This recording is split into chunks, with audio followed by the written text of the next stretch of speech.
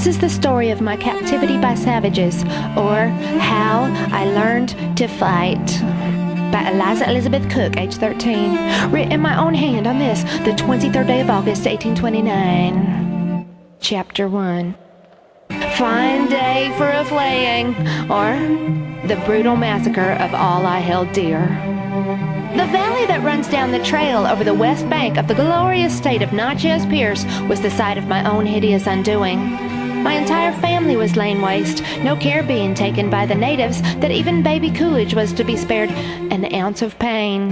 How I came to be spared, by the grace of God, I shall never know. I had been smashed in the head with a boulder over 14 times by a young Indian brave.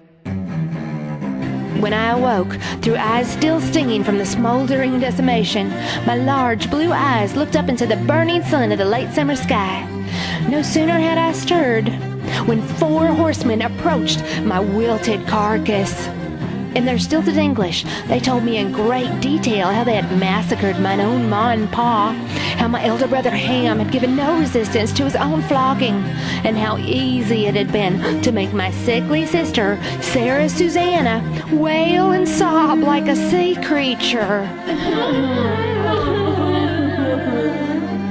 I clenched my long, graceful fingers into tight fists at my sides, and turning my head away, laughed quietly to myself. If these human animals believed that they had captured a nubile and willing young white slave girl, they were sorely mistaken. I felt about my waist for a weapon. Oftentimes, I kept sewing tools hanging from ribbons pinned to my dress. "Looking for this?" the handsomest warrior asked, holding my sterling pinking shears up between 2 red fingers as he looked down from his steed at my writhing confusion. Brushing a stray strand of pale yellow hair from my brow, I pretended to reach for a stray silken slipper that I had spied nearby, but swiftly darted up and dove between the flanks of the wild mustangs that stood majestically before me. The silent commander had only to reach down to capture me by the hair. Yanking hard, he pulled me upright and twisted my fair face up to meet his cold, cold gaze.